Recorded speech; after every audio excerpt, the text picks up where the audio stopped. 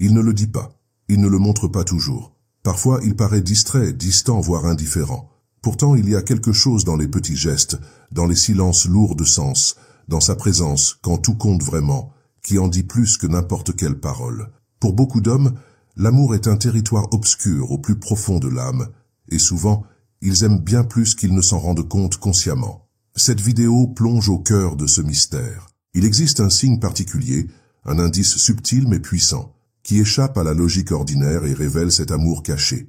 Et lorsque vous savez le décrypter, vous voyez avec les yeux de l'âme. Selon Carl Jung, nous allons explorer comment son inconscient peut crier ce que sa bouche n'arrive pas à exprimer. Si vous sentez qu'il y a quelque chose de plus, commentez maintenant.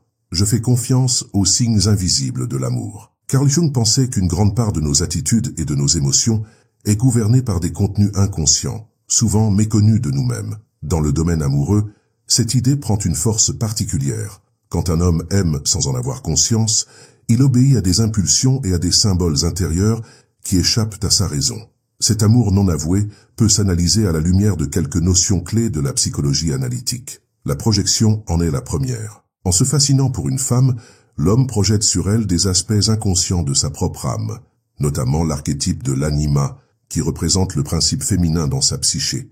Cette projection peut susciter l'admiration, le conflit, voire le retrait, car sans le savoir, il se confronte à des parts de lui-même. La notion d'ombre intervient également.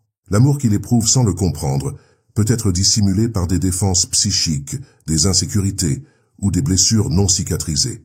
L'ombre englobe tout ce qu'il réprime ou nie, y compris des sentiments profonds qui ne cadrent pas avec son idéal d'autocontrôle et d'autosuffisance. Le processus d'individuation central chez Jung consiste à reconnaître ses sentiments, à intégrer l'ombre et à accepter la présence de l'anima. Tant que cela n'est pas fait, des signes inconscients, souvent manifestés par des attitudes subtiles et involontaires, sont les véritables messagers de cet amour voilé. C'est là que réside le signe révélateur. Il échappe au contrôle de l'esprit rationnel et jaillit directement de l'inconscient. C'est par une observation sensible et une écoute attentive que vous pourrez l'identifier, non pas avec les yeux, mais avec l'âme éveillée. Il la regarde comme on regarde un miroir sans en reconnaître le reflet. Quelque chose en elle l'attire de façon presque inexplicable, une sensation de familiarité née non de la vie partagée, mais de quelque chose de bien plus profond, l'inconscient. Jung nous montre que l'homme projette sur les figures féminines marquantes son anima, l'archétype de son âme intérieure, son côté sensible, réceptif, intuitif et émotionnel. Quand cette projection se produit, il ne tombe pas seulement amoureux de la femme en face de lui, mais de l'image intérieure qu'elle évoque. Une image qui lui appartient, même s'il n'en a pas conscience. Cet amour inconscient puise ses sources dans le symbolique. Il le bouleverse non parce qu'il le comprend, mais parce qu'elle touche sans le savoir à des aspects qu'il doit intégrer.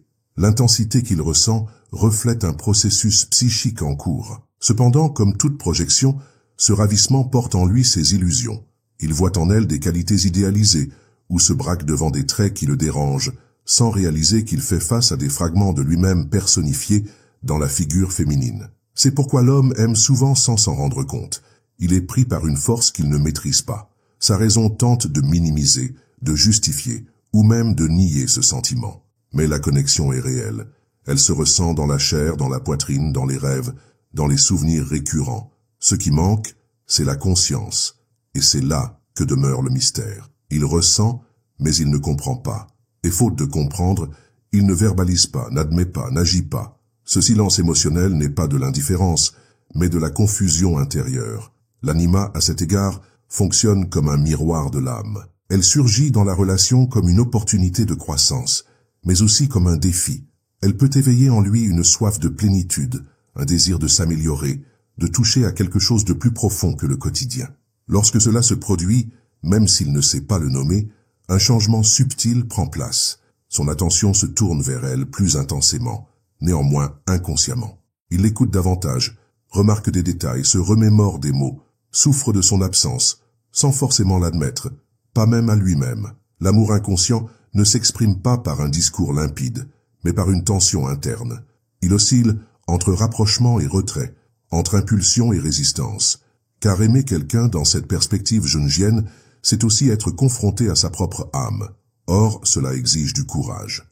Reconnaître des sentiments qu'il a peut-être appris à réprimer très tôt réclame qu'il accepte sa vulnérabilité et se réconcilie avec son aspect émotionnel, partie souvent refoulée au nom de la virilité, du contrôle, de l'indépendance. C'est pourquoi cet amour peut être si fort et pourtant si inconscient.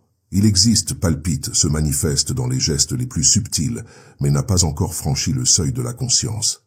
La femme, dans ce processus, peut ressentir cette affection instinctivement, percevant des signes inexplicables, mais limpides pour qui prête l'oreille du cœur. Comprendre l'anima, c'est comprendre que l'amour masculin ne débute pas toujours par une reconnaissance raisonnée. Il émane de couches profondes de l'être et nécessite d'être accueilli avec douceur et patience. Lorsqu'il gagne en maturité, cet amour inconscient peut se transformer en sentiment intégré, conscient et porteur de transformation. Mais jusque-là, c'est une voie silencieuse, quasi secrète, guidée par symboles, rêves, émotions vagues et pulsions insondables. C'est dans ce domaine du non-dit que réside la vérité la plus profonde.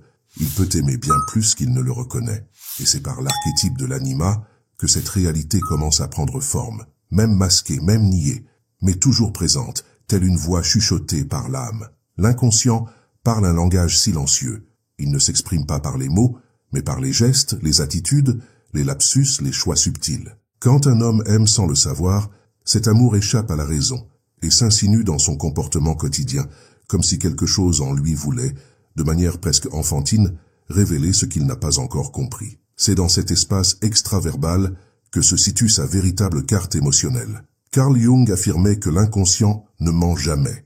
Même si la conscience élabore des récits défensifs, le corps, le regard, le ton de la voix et les actions dévoilent des vérités profondes. Ainsi, même s'il prétend ne pas être amoureux ou s'efforce de maintenir une distance affective, des signes trahissent le contraire, non pas parce qu'il ment, mais parce qu'il est mu par quelque chose de plus grand que sa conscience. L'amour, dans ce contexte, peut se manifester par des gestes apparemment anodins. Il se rappelle d'un détail que vous lui avez confié des semaines auparavant, mentionne quelque chose que vous appréciez sans que vous n'en ayez reparlé récemment, surgit dans les moments où vous en avez le plus besoin, sans y être invité. Ce sont des actes spontanés, sans grand discours, mais porteurs d'une charge symbolique immense.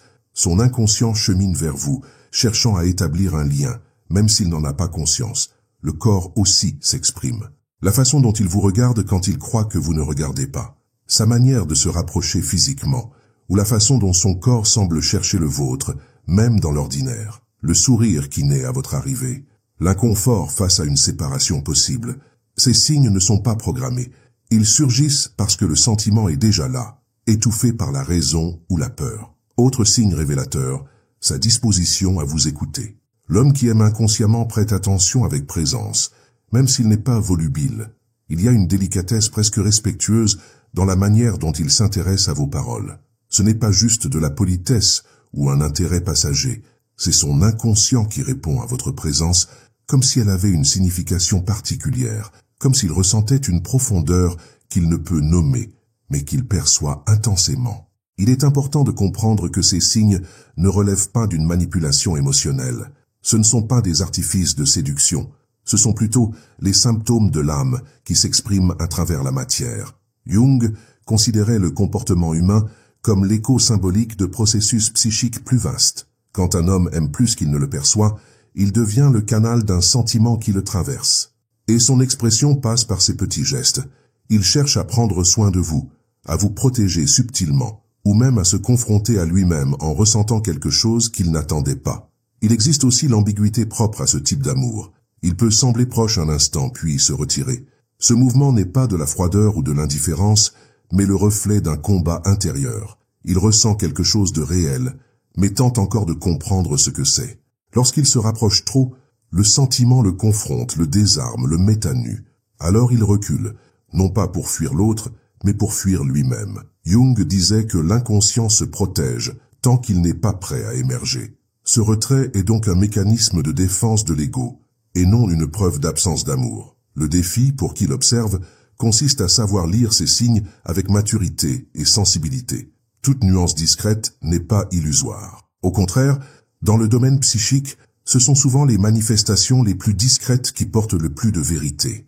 Lorsque l'intensité émotionnelle n'est pas comprise, elle se transforme en symptômes, Dans le cas de l'amour inconscient, le symptôme est le geste silencieux, le soin déguisé, le regard un peu plus long. Quand un homme aime plus qu'il ne s'en aperçoit, son inconscient finira par le trahir. Car l'amour authentique trouve toujours un moyen de se manifester, même par un simple effleurement, un message envoyé hors du moment, ou un silence plus éloquent que 1000 paroles.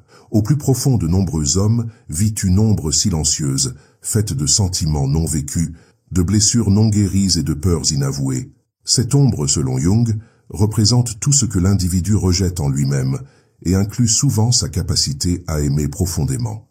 Non pas parce qu'il est incapable d'aimer, mais parce que, à un moment de sa vie, aimer est devenu dangereux. Livrer son cœur a été associé à la douleur, la vulnérabilité a été punie, le sentiment a été étouffé. Ainsi, il a appris à dissimuler son amour dans l'ombre. La peur d'aimer est presque toujours liée à la peur d'être vu. Quand un homme aime, il devient transparent. Ses sentiments se dévoilent, ses défenses tombent, et il se confronte à une vulnérabilité potentiellement dangereuse. Pour beaucoup, cette exposition va à l'encontre de leur quête de sécurité. Aimer devient donc une menace pour le contrôle qu'ils ont tant cultivé. Jung enseignait que le face-à-face avec l'ombre est l'un des obstacles les plus redoutables dans le processus d'individuation, et cela inclut reconnaître que l'amour, ce sentiment grandiose et lumineux, peut aussi avoir été refoulé. Beaucoup d'hommes qui aiment inconsciemment ne s'en rendent pas compte, parce que le sentiment a été relégué dans des zones plus profondes. Ils manifestent de l'affection, de la présence, de l'attention, sans pouvoir mettre un mot dessus. C'est comme s'ils marchaient tés dans le noir à l'intérieur d'eux-mêmes. L'amour est là, mêlé à la peur, au doute, à la honte. C'est pourquoi leurs réactions sont parfois contradictoires. Ils se rapprochent, puis se détournent, montrent leur attachement, puis le nient, vous regardent intensément, puis détournent le regard. Ils aiment, mais ne s'autorisent pas à le reconnaître. Cette ombre émotionnelle se nourrit aussi de croyances culturelles. Dès l'enfance, beaucoup d'hommes apprennent à réprimer leurs sentiments, à ne pas pleurer, à ne pas montrer de faiblesse. Dans ce contexte, aimer devient féminin, vulnérable, contraire à l'idéal masculin. Ainsi, même s'ils ressentent une forte intensité, leur psyché la bloque, poussant ce sentiment dans l'ombre. Et plus il est réprimé, plus il cherche à s'exprimer indirectement, à travers des gestes, des rêves, des lapsus émotionnels. Le grand paradoxe est que plus ils tentent de cacher, plus leur inconscient s'efforce de révéler. L'amour enfoui dans l'ombre est agité. Ils cherchent des voies symboliques pour se manifester.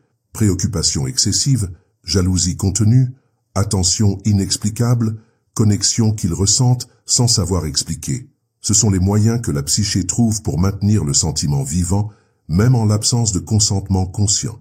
Cet homme, en aimant sans le savoir, mène une lutte intérieure. Il oscille entre le besoin de contrôle et l'élan de la passion, entre l'image qu'il s'est forgée de lui-même, forte, autonome, rationnelle, et l'expérience émotionnelle qui remet tout en question. L'ombre n'est pas une ennemie, elle est une invitation à la guérison. Jung affirmait qu'on ne devient pas lumineux en imaginant la lumière, mais en rendant consciente l'obscurité. Pour lui, prendre conscience de son amour est un acte de bravoure. Pour l'entourage, cette dynamique peut paraître déconcertante. Comment quelqu'un peut-il tant donner sans rien avouer? Mais c'est précisément dans ce paradoxe que réside la clé. Il aime, mais il craint la fragilité.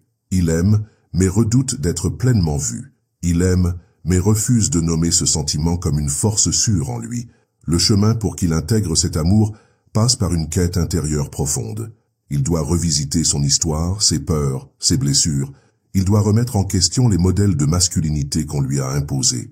Il doit comprendre qu'aimer n'est pas perdre le contrôle, mais consentir à vivre quelque chose de plus vaste que l'ego. Et quand ce processus débute, l'amour dissimulé dans l'ombre commence à émerger, encore timide, encore hésitant, mais avec la possibilité d'être vécu pleinement. Jusque-là, ses actes continueront de dire ce qu'il ne sait pas formuler.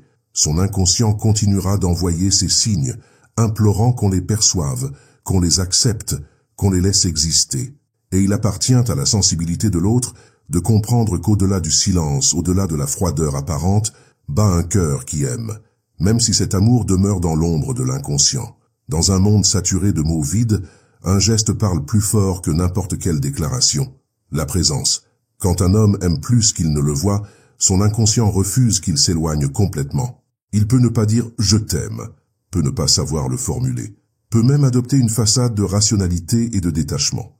Mais il y a un moment où tout cela cède la place à un comportement instinctif, incontrôlable, et, pour cette raison même, authentique. Il est là. Quand vous avez besoin de lui, il apparaît. Quand le monde se tait, il reste. La présence est le signe indubitable. Jung nous enseigne que la psyché est symbole. Et parmi tous les symboles de l'affection, aucun n'est plus clair que la permanence face à la vulnérabilité de l'autre. L'homme qui aime inconsciemment ne part pas quand vous vous effondrez, ne disparaît pas quand vous souffrez, n'évite pas quand vous avez besoin de soutien. Sans même savoir pourquoi, il sent qu'il doit être là. Et cette force qui le pousse ne vient pas de l'ego, mais de l'âme. La présence ne se limite pas au corps. Elle est énergétique, émotionnelle, attentive. Il n'est peut-être pas le plus éloquent, ni le plus romantique, mais il capte ce que vous ressentez.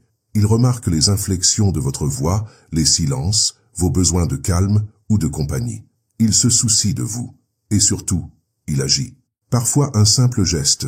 Vous apportez quelque chose que vous aimez, vous accompagner dans une activité qui ne l'intéresse pas, suffit à prouver que c'est l'inconscient qui parle, cherchant à se connecter à votre âme, même sans comprendre que cet élan est amour. Ce type de présence ne se joue pas, il ne se répète pas, il n'est pas calculé, il est spontané, car il jaillit de l'inconscient.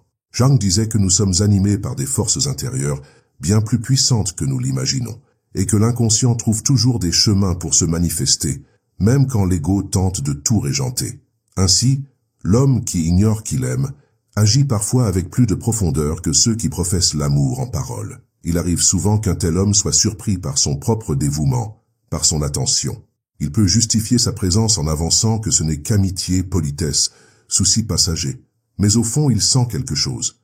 Il ressent un malaise si vous vous éloignez, une anxiété si vous souffrez, un besoin d'être à vos côtés même sans savoir quoi dire. Ce sentiment encore voilé est l'amour tenté d'émerger. Pour l'observateur, la clé se situe dans l'écoute sensible. Apprendre à percevoir au-delà des mots, à reconnaître la langue du soin silencieux, c'est dévoiler l'amour dans sa forme la plus honnête. La présence qui transcende les mots est une déclaration implicite d'engagement affectif. Pas un engagement formel, mais une offrande instinctive de ce que le cœur n'a pas encore formulé.